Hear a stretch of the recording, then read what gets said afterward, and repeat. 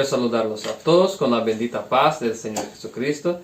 Es motivo de alegría para nosotros, una vez más, poder estudiar la palabra de Dios. En su día, en el día que Dios ha separado para que le adoremos, para que busquemos una comunión más cercana con nuestro Creador y nuestro Salvador Jesucristo. Hermanos, nuestro mensaje de hoy tiene por propósito traernos a la mente las cosas que brevemente deben suceder en nuestros días. Pero no hablaremos hoy de los eventos predictivos del advenimiento de Cristo, sino hablaremos de un movimiento que también fue predicho en las profecías, pero que tiene propósito de inspirarnos a llevar el mensaje. Obviamente esto pasa por un amplio estudio de la palabra de Dios, porque la Biblia nos dice que tenemos que predicar la palabra a tiempo y fuera de tiempo. Pero es importante que el mensaje para nuestro tiempo llegue a las personas en el tiempo oportuno. Antes de empezar, podemos hacer una oración, y usted que me ve hoy puede cerrar sus ojos o arrodillarse si es posible, y hablaremos con Dios para que Él nos ilumine y nos haga ver su voluntad. Señor Dios y Padre, queremos ponernos ahora delante de ti por medio del Señor Jesucristo y pedir que el Señor hable a nuestros corazones y que el Señor pueda ser exaltado en nuestras vidas. Perdona, Señor, nuestros pecados y que tu Espíritu pueda hablar por mi intermedio, que no sea yo a hablar, que no sean mis palabras, pero tus palabras.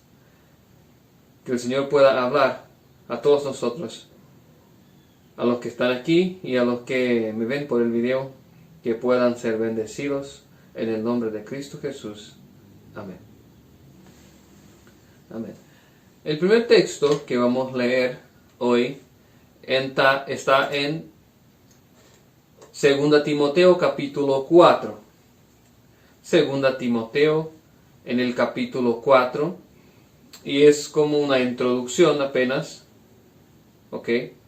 Mientras ustedes buscan ahí, quisiera comentarles que hablaremos de profecías un poco hoy para fijar el tiempo en que nos encontramos, para encontrarnos en el tiempo con la profecía, o sea que en qué parte de la profecía estamos hoy y qué parte nos corresponde a nosotros. Y haciendo estos enlaces vamos a poder ver en qué momento estamos nosotros hoy y qué debemos hacer hoy.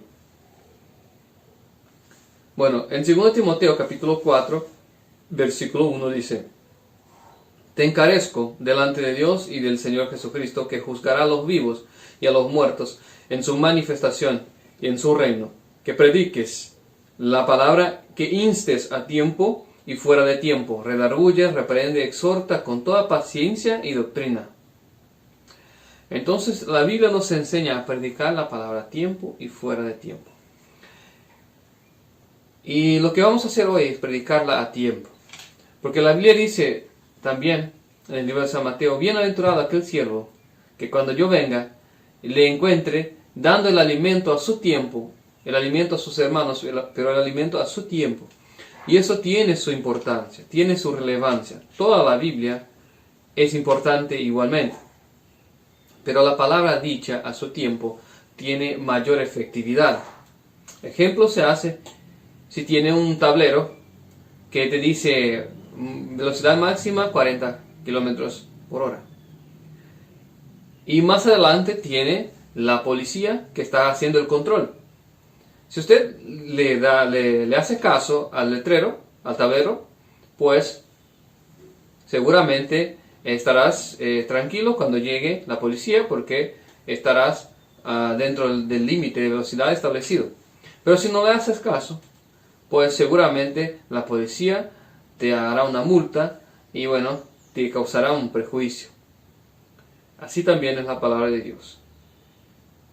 Pero también el tablero, si el tablero estuviera después del control policial, tampoco tendría tanta efectividad, porque no lo sabrías a tiempo.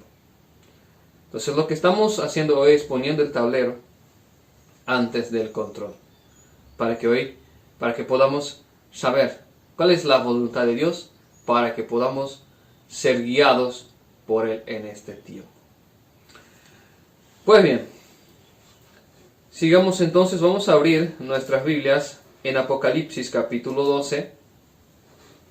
Apocalipsis capítulo 12, versículo 1. Apocalipsis capítulo 12, versículo 1.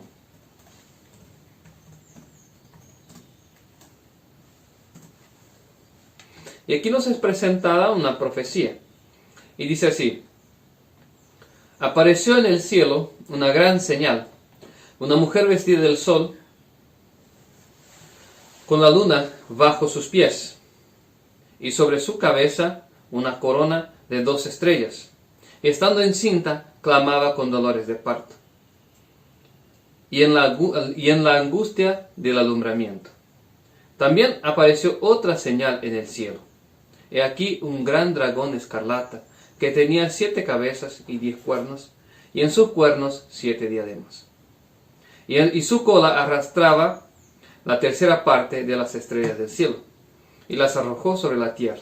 Y el dragón paró frente a la mujer que estaba para dar la luz, a fin de devorar a su hijo tan pronto como naciese.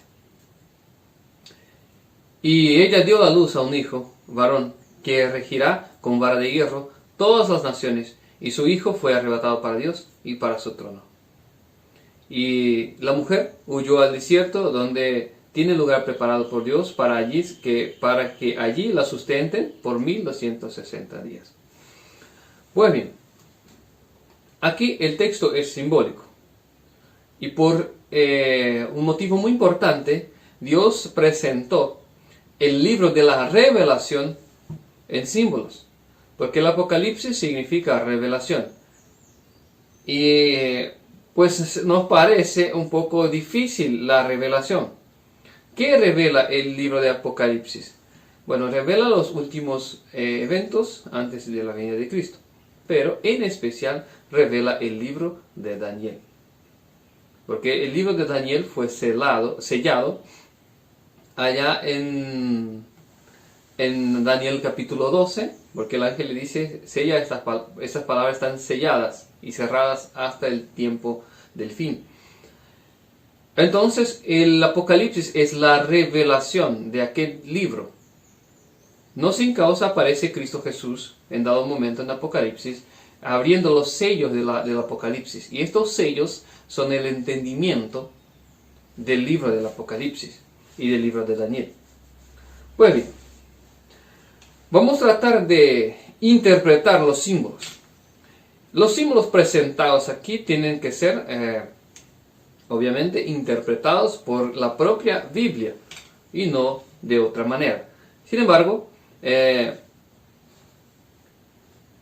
si intentamos interpretar con otras formas, con otros métodos, no nos va a ser posible comprender la voluntad de Dios. Entonces, única y exclusivamente, la Biblia tiene que interpretarse a sí misma, salvo si es propuesto una localidad geográfica o algo del género, algo que hace referencia a algo que está afuera de la Biblia, algo contemporáneo nuestro. Entonces ahí sí podemos tratar de buscar en la historia, en la geopolítica, los representantes. No siendo así, la Biblia debe interpretarse a sí misma. No hablaremos con profundidad del tema porque se nos costaría mucho tiempo, pero trataremos de explorar lo más básico y que sea posible comprender. Si por ahí no comprendes en lo que vamos a hablar aquí, tiene otros videos que hablan solamente del tema profético, y ahí sí usted podrá comprender con más facilidad. Pues bien, Entonces nos es dicho que apareció en el cielo, vamos a adentrar ahora a la profecía, una gran señal, una mujer vestida del sol. ¿Qué significa la mujer en términos proféticos o simbólicos? Bueno, la mujer en la Biblia es comparada a la esposa del Cordero. Entonces, para la cristiandad, la esposa de Cristo es la iglesia. Entonces, la mujer aquí representada es una iglesia. ¿Dónde vemos esto en la Biblia? Bueno, voy a citar algunos textos y bueno, vamos a leer algunos textos. No quiero leer todos porque se nos costaría mucho tiempo.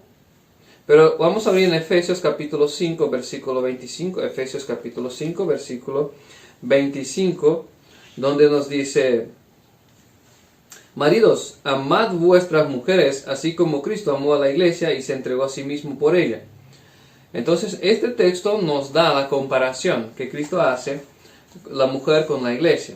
También usted puede leer en San Mateo capítulo 25, donde habla de las 10 vírgenes. Y allí las 10 vírgenes que son puras representan las iglesias, y Cristo es representado allí por el novio. Vamos a leer también el Apocalipsis, vamos a leer Apocalipsis capítulo 19, versículo 7. Apocalipsis capítulo 9, versículo 7.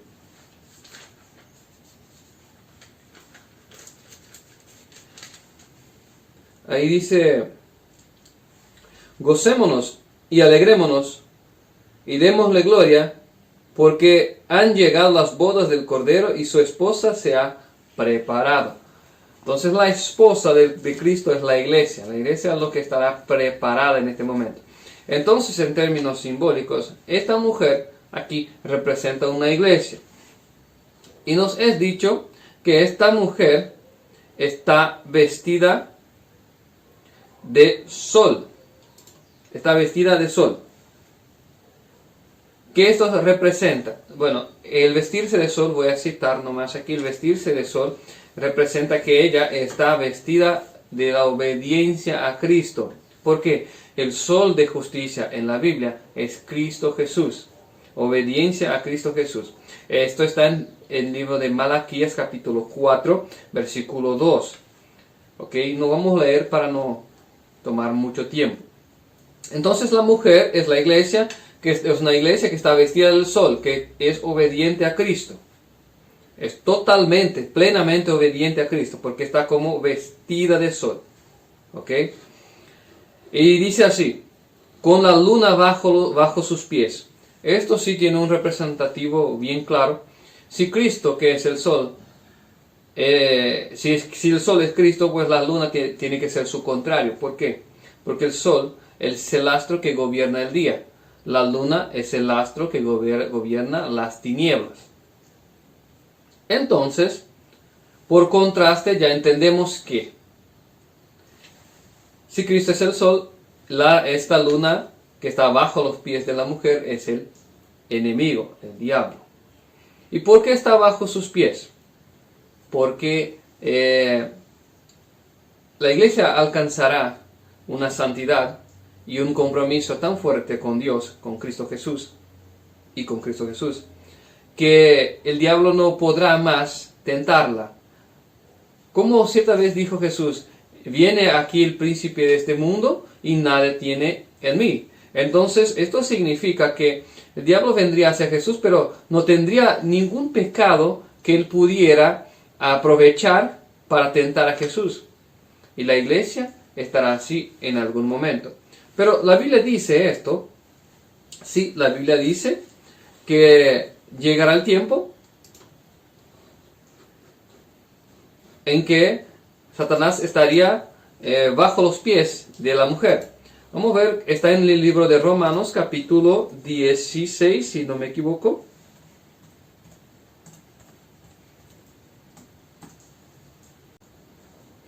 Bueno, el libro de Romanos capítulo 16, versículo 20, dice: y el Dios de paz quebrantará presto a Satanás debajo de vuestros pies. La gracia del Señor nuestro Jesucristo sea con vosotros. Entonces aquí el apóstol Pablo habla que pronto Satanás estaría debajo de sus pies. Entonces, cuando la Biblia habla que la luna está bajo los pies de la iglesia, representa que ellos estarían en una posición, claro que por medio de la fe en Cristo Jesús, una posición donde Satanás ya no encontraría más pecado alguno o alguna brecha para poder tentarlos. Ya estaban santificados por Dios. Entonces, este es lo que representa la luna bajo los pies. Y cuando habla, y sobre su cabeza una corona de 2 estrellas, nosotros sabemos que el pueblo de Dios siempre fue dividido en 12, así por ejemplo en el Israel antiguo, donde se tenía las 12 tribus, después también vemos los 12 apóstoles de Cristo, etc. Entonces, ¿qué quiere decir esto? Esto quiere decir que esta iglesia fue acepta como iglesia de Dios, verdadera. ¿Por qué? Porque tiene esas 12 estrellas en la cabeza. También significa que de esta iglesia saldrá un grupo especial que verá Cristo viniendo en gloria, vivos sin pasar por la muerte. Este grupo se llama los 144,000, que son 12,000 personas de cada temperamento. Si usted quiere más información sobre esto, pues busque los mensajes que habla sobre Apocalipsis 12. Pues bien, entonces esta mujer es una iglesia que es obediente a Dios, que Satanás ya no puede tentarla más porque es obediente. Y sobre su cabeza están las 2 estrellas, eso representa que Dios la aceptó como pueblo suyo.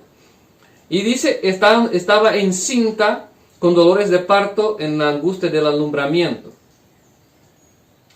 Bueno, el estar encinta tiene un significado, o sea que estar encinta y sentía angustia, esto representa el momento cuando nosotros estamos sufriendo, para formar Cristo en nosotros, para que Cristo nazca en nosotros, Cristo esté dentro de nosotros.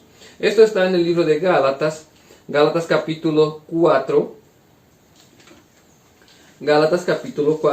versículo 19. 4, versículo 19. Dice así: hijitos míos, por quienes vuelvo a sufrir dolores de parto, hasta que Cristo sea formado en vosotros. Entonces, Pablo sufría hasta que Cristo fuese formado en sus hermanos. Esto tiene el mismo significado para nosotros hoy. Cuando sufrimos a causa del pecado, que estamos luchando contra el pecado, para generar Cristo en nosotros, para que Cristo venga a vivir en nosotros de hecho, para que seamos un resplandecer del carácter de Cristo. O sea que como si fuéramos imitadores perfectos de Cristo. Así, claro, tenemos que ser. Pero para que la iglesia llegue a este punto, hay sufrimiento, hay quebrantamiento, hay pruebas, hay sufrimiento. Pero va a llegar un momento en que sí, la iglesia estará lista, porque la Biblia dice aquí que la mujer, en el versículo 5, ella dio la luz a un hijo varón que regirá con vara de hierro a todas las naciones. Este varón es Cristo. Entonces, quiere decir que la iglesia sí va a conseguir dar la luz al Hijo. O sea que va a conseguir generar Cristo en sí mismo. Pues bien, hasta aquí nada muy nuevo, ¿verdad? Aquí vemos ahora en qué tiempo sucede y qué va a suceder. Bueno, para que nosotros podamos entender en qué tiempo, tenemos que hacer algunas averiguaciones en otras profecías. Pero sigamos un poquito más. Dice así en el versículo 3: también apareció otra señal en el cielo. He aquí un gran dragón escarlata que tenía 7 cabezas y 10 cuernos, y en sus cuernos 7 diademas. Vemos aquí ahora apareció un dragón. El dragón, como el propio capítulo 12 nos enseña, es el diablo, Satanás. ¿Verdad? Ok. Pero cuando la Biblia presenta un dragón con 7 cabezas también, esto tiene otro significado. aún, además de ser el diablo, tiene un otro significado. Nosotros también vemos en Apocalipsis 17 que hay un animal con 7 cabezas. Esto tiene un significado. ¿Qué representa el animal cuando es presentado en símbolos? Vamos a leer en el libro de Daniel, Daniel capítulo 7, versículo 7. Ahí donde se nos presenta un animal con semejanza a esto que estamos viendo aquí.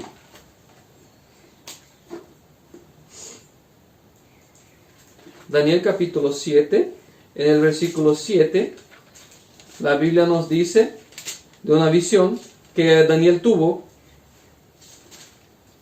y quedó muy curioso para saber qué representaba.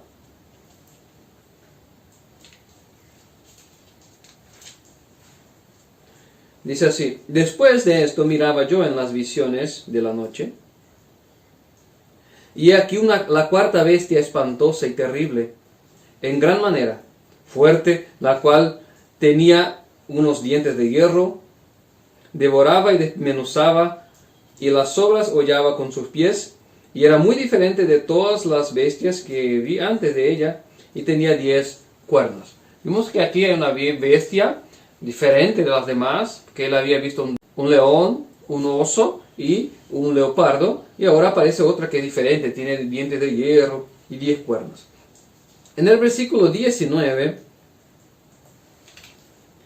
dice así: entonces tuve deseo de saber la verdad acerca de la cuarta bestia, que era diferente de todas las otras.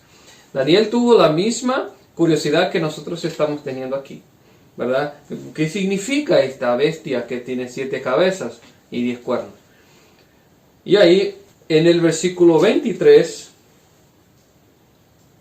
el ángel le responde, dice así: dijo así: la cuarta bestia será un cuarto reino en la tierra, la cual será diferente de todos los otros reinos, y toda la tierra devorará y trillará y desmenuzará.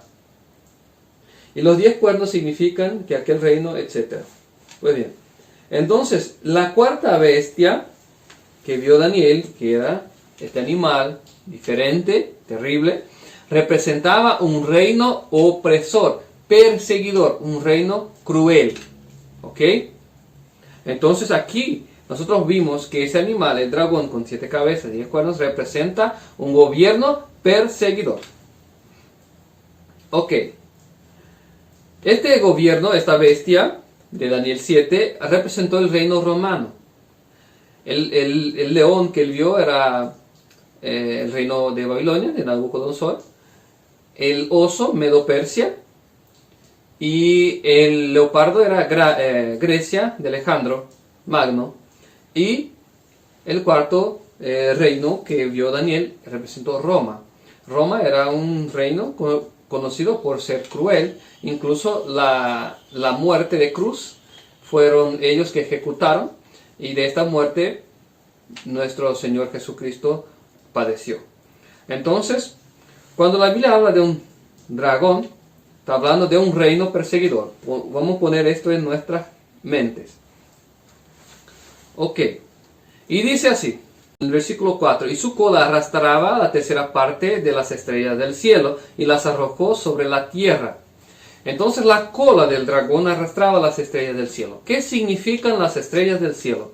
Las estrellas del cielo significan los ángeles, en primera instancia, pero también significan los líderes de la iglesia. Vamos a abrir en el Apocalipsis capítulo 1.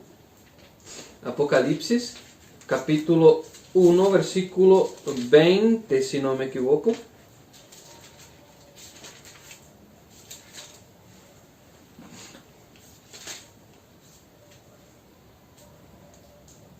Sí, en el versículo 20 dice, Apocalipsis capítulo 1, versículo 20: el misterio de las 7 estrellas que has visto en mi diestra, y de los 7 candeleros de oro. Las 7 estrellas son los ángeles de las iglesias, y los 7 candeleros que has visto son las 7 iglesias. Cuando la Biblia habla de ángeles, habla de mensajeros. El ángel viene, o sea que la palabra ángel viene del griego Águilos, que significa mensajero. Cuando habla del ángel de la iglesia, significa el mensajero de la iglesia, el que transmite el mensaje de Dios a la iglesia.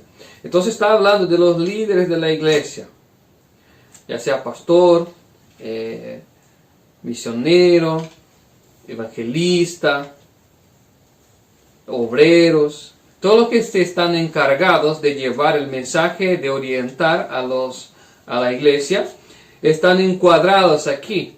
Entonces la Biblia dice que el dragón arrastra con su cola la tercera parte de la iglesia. O sea que de los líderes de la iglesia. Y esto tiene un significado para nosotros. Si el dragón es un reino perseguidor, luego arrastra con su cola, derrumba por tierra a una parte de los siervos de Dios. Esto significa que por medio de decretos opresivos se derribará a algunos. ¿Por qué? Porque cuando llega la persecución, muchos retroceden en la fe y se caen. Y esto es lo que la Biblia nos está enseñando. Y no estamos hablando aquí nada diferente de lo que ya ha pasado en el pasado o principalmente en la época bíblica. ¿Por qué? Por medio de decretos se persiguió Daniel, por ejemplo, Sadrach, Mesach y Abednego. Se persiguió el pueblo judío de la reina Esther, etc. Entonces, el perseguir el pueblo de Dios por medio del decreto estatal es algo común y Satanás le agrada hacer esto. Entonces, esto quiere decir que en este tiempo esta mujer pasará por persecuciones. O sea que la iglesia de Dios pasará por persecuciones. Ok. Y aquí, entonces ya vimos que la mujer que aparece allí es una mujer obediente, o sea que la iglesia obediente, que ya está aprobada por Dios y también busca generar Cristo en sí, pero aparece entonces el gobierno con leyes contrarias a la enseñanza bíblica y por cuenta de estas leyes algunos de los siervos de Dios caen. Ok, ¿cuándo esto sucederá? Bueno, el secreto está aquí, o sea que la información está aquí. Dice así: apareció otra señal en el cielo, un dragón de color escarlata, y que tenía 7 cabezas y 10 cuernos, y en sus cabezas 7 diademas. Las cabezas de la bestia tienen un significado, y para saber este significado, vamos a Apocalipsis 17. Apocalipsis 17. Aquí dice así, en el versículo 3.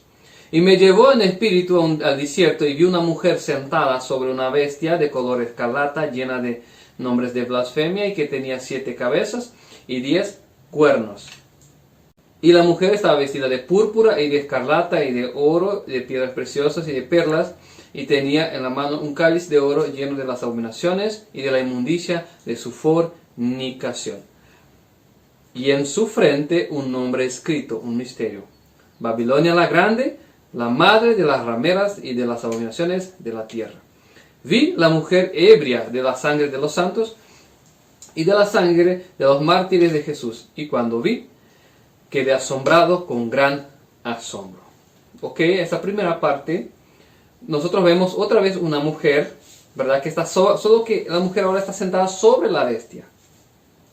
Pero no es una mujer pura, no es una iglesia pura. ¿Por qué? Porque Babilonia, aquí se dice la madre de las rameras de la tierra, entonces ella es una ramera. No es una iglesia pura, es otra iglesia que está sobre la bestia. Pero lo que queremos ver aquí es que la bestia aquí también tiene 7 cabezas y 10 cuernos. ¿Ok? Vamos a ver en el versículo 9, dice así: esto es para la mente que tiene sabiduría. Las 7 cabezas de la bestia Son 7 montes, las cuales se sienta la mujer.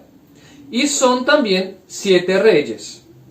5 de ellos han caído, uno es, otro aún no ha venido, y cuando venga es necesario que dure breve tiempo. Ok, entonces las 7 cabezas de la bestia son 7 reyes. Por esto, allá en Apocalipsis 12 aparece coronadas. Ok, entonces aquí son 7 reyes las cabezas representan 7 reyes. Entonces aparecen coronadas. Pues bien, entonces, ¿pero cuándo reinaron estos reyes? Bueno, antes de proseguir, vamos a descubrir quién es la mujer que está sentada, cuál es la iglesia, porque esta tiene información para nosotros. Dice así: sabiendo que la mujer es una iglesia, aquí tenemos algunas pistas de la mujer. Dice así: y la mujer estaba vestida de púrpura y de escarlata y oro, y adornada de oro y piedras preciosas y perlas. Y tenía un cáliz de oro en su mano, lleno de las abominaciones de la inmundicia de su fornicación. Entonces voy a poner las imágenes en la edición. En la edición ustedes pueden ver ahí las imágenes. Les voy a mostrar la imagen aquí de la iglesia vestida de púrpura, ¿verdad? Ahí vemos también que tiene un cáliz de oro en la mano, ¿verdad? También esta iglesia persiguió y mató santos en el tribunal de la Inquisición en la Edad Media. También está adornada con oro y piedras preciosas y perlas.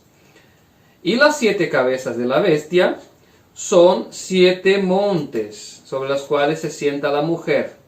Aquí están los 7 montes de Roma, las 7 colinas de Roma, y aquí está el Vaticano. O sea que está en la ciudad de Roma, la ciudad de las 7 colinas. Tenemos aquí otra imagen que representa un poquito mejor. Aquí. Pues bien. Entonces, nosotros vimos que la mujer allí representada en Apocalipsis 17 habla de la iglesia romana, católica, apostólica romana. O sea que la bestia allí representada es un gobierno también perseguidor, como ya vimos. Y está o sea que bajo el control de la iglesia católica. ¿Cuál es el gobierno monárquico que está bajo el control de la iglesia católica? El Vaticano.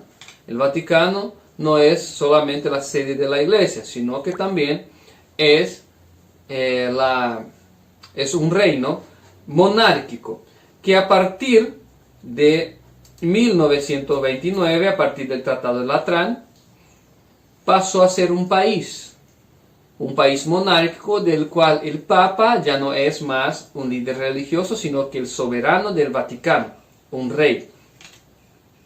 ¿Ok? Y entonces a partir de 1929 la iglesia, o sea que el Vaticano pasó a ser un país monárquico del cual el Papa es un rey. Y las cabezas de la bestia son 7 reyes. Entonces a partir de 1929 podemos contar los reyes.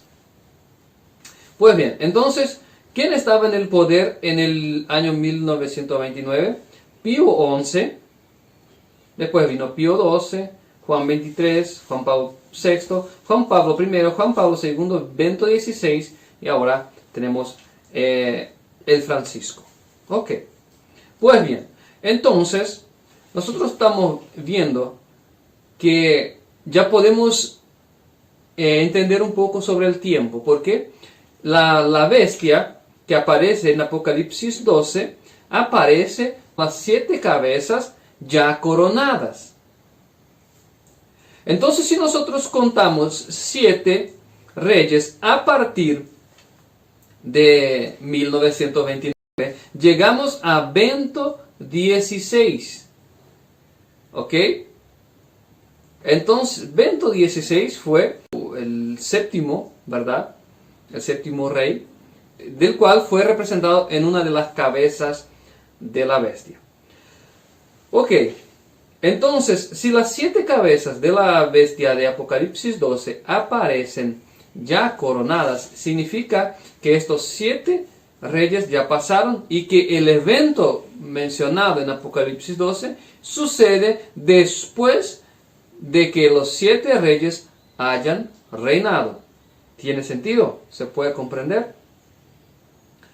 Vamos, voy a poner la imagen ahí para que ustedes vean, ¿verdad? Y bueno, aquí vemos el primer rey, segundo, tercero, cuarto, quinto, sexto rey, séptimo rey.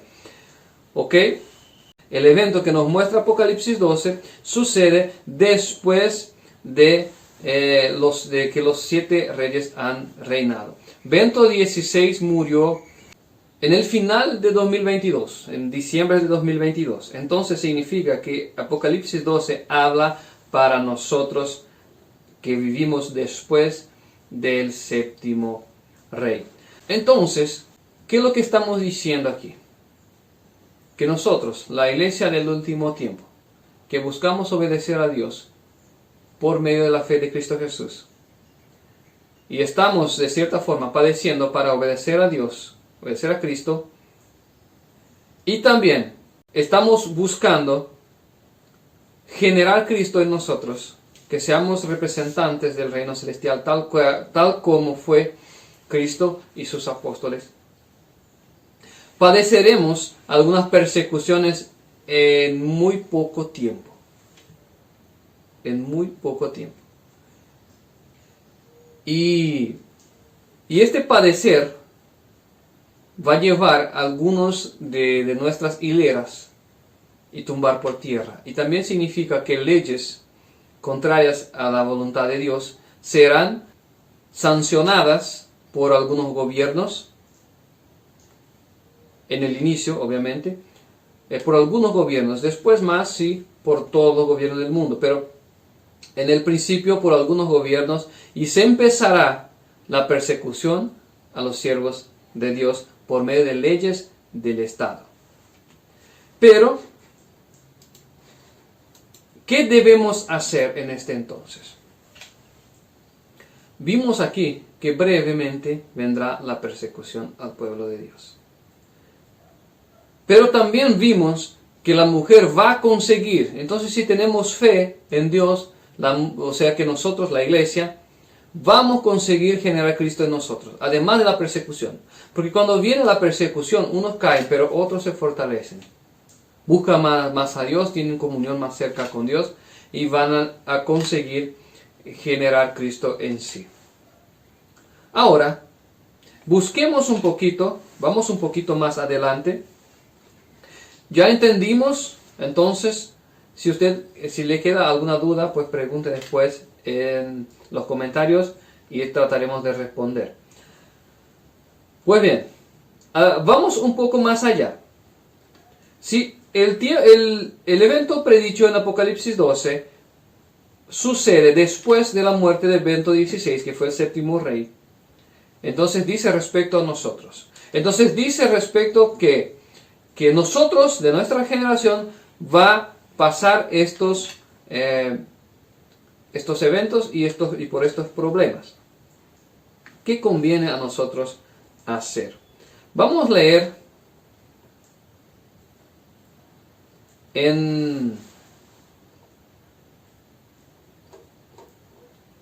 a ver aquí, Juan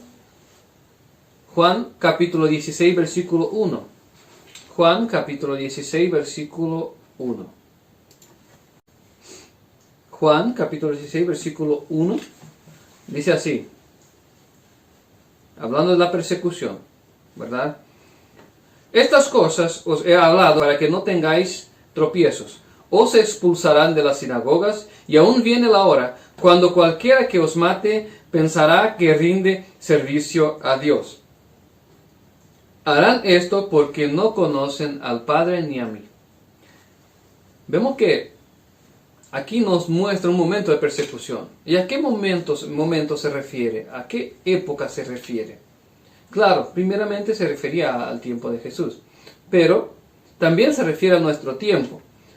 En el tiempo que cualquiera que perseguir a un hijo de Dios cuidará que hace esto por Dios, o sea que le presta un servicio a Dios persiguiendo. ¿Por qué? Porque está engañado. porque está engañado y piensa estar en el lado correcto de la historia, cuando en realidad está engañado. Pero va a venir la persecución en contra del pueblo de Dios. Versículo 4 dice: mas os he dicho estas cosas para que cuando llegue la hora os acordéis de que ya os lo había dicho. Pues bien, entonces Juan capítulo 16, la Biblia dice que seríamos perseguidos. ¿En qué época? Vamos a leer en el versículo 20 de Juan 16, versículo 20, dice así: de cierto os digo, que vosotros lloraréis y lamentaréis y el mundo se alegrará, pero aunque vosotros estéis tristes, vuestra tristeza se convertirá en gozo. La mujer cuando da la luz tiene dolor, porque ha llegado su hora, pero después que ha dado luz a un niño, ya no se acuerda más de la angustia por el gozo de que haya nacido un hombre al mundo. Entonces aquí Cristo hace el enlace con el evento de Apocalipsis 12. ¿Por qué? Bueno, viene la persecución, ¿ok? O como vimos aquí. Pero nuestra tristeza se convertirá en gozo. O sea que alcanzaremos generar Cristo en nosotros. Porque dice, la mujer cuando da luz tiene dolor. Es lo que estamos empezando a pasar y pasaremos aún más. Sufrimientos para resistir al engaño y permanecer en la verdad y generar Cristo en nosotros. Entonces, este evento que está en Juan, capítulo 16, demuestra el momento de la persecución y también habla del momento en que Cristo será hecho en nosotros, será formado en nosotros. Pero ¿qué va a pasar un poco tiempo antes de este evento? Y ahí sí, ahora antes de ese evento, dice respecto a nosotros, porque no llegamos todavía a la persecución, pero estamos caminando. Entonces, un poco antes de este evento, vamos a leer en Juan capítulo 15, versículo 1. Juan capítulo 15, versículo 1, un poco antes de esta persecución, Cristo nos da el consejo, Cristo nos da el mandamiento. Dice así: yo soy la vid verdadera, y mi Padre es el labrador. Todo el pámpano que en mí no lleva fruto, lo quitará, y todo aquel que lleva fruto, lo limpiará, para que lleve más fruto. Y vosotros estáis limpios, por la palabra que os he hablado. Permaneced en mí, y yo en vosotros. Como el pámpano no puede llevar fruto por sí mismo, si no permanece en la vid, así tampoco vosotros, si no permanecéis en mí. Primera cosa, Cristo dice, permanezcan en mí. Permanezcan en mi comando, sobre mi dirección. Miren hacia mí. Primera cosa que Cristo dice. Y eso tiene mucha importancia. En el versículo 6 dice así: el que en mí no permanece será echado fuera como pámpano y se secará, y los recogen y los echan en el fuego y arden. Si permanecéis en mí y mis palabras permanecen en vosotros, pedid todo lo que queréis y os será hecho. En esto es glorificado mi Padre, en que llevaréis mucho fruto y seáis así mis discípulos. Como el Padre me ha mandado, así también yo os he mandado. Permaneced en mi amor. Permaneced en mi amor. Si guardareis mis mandamientos, permaneceréis en mi amor. Y así, como yo os he guardado, como yo he guardado los mandamientos de mi Padre y permanezco en su amor, estas cosas os he hablado para que mi gozo esté en vosotros y vuestro gozo sea cumplido. Entonces, Cristo habla directamente a nosotros, que permanezcamos en sus mandamientos, que permanezcamos pegados a Él, permanezcamos en su amor. Y eso es algo muy importante, porque el amor de Dios es muy grande por nosotros, y Dios quiere que que estemos convictos de este amor. En el versículo 13 dice así: nadie tiene mayor amor que este, que uno ponga su vida por sus amigos. Cristo prueba su amor por nosotros diciendo: yo di mi vida por ustedes. Primera cosa, o sea, la segunda cosa, tengan certeza, estén seguros que Cristo os ama. No dudes de esto, de ninguna manera. Versículo 14 dice así: vosotros sois mis amigos, y si hacéis lo que yo os mando. Yo no os llamaré siervo, porque el siervo no sabe lo que hace su Señor, pero os he llamado amigos, porque todas las cosas oí de mi Padre, y os las he dado a conocer. No me elegisteis vosotros a mí, sino que yo os elegí a vosotros, y os he puesto para que vayáis y llevéis fruto, y vuestro fruto permanezca, para que todo lo que pidiereis al Padre en mi nombre, Él os lo dé. Esto mando, que os améis unos a otros.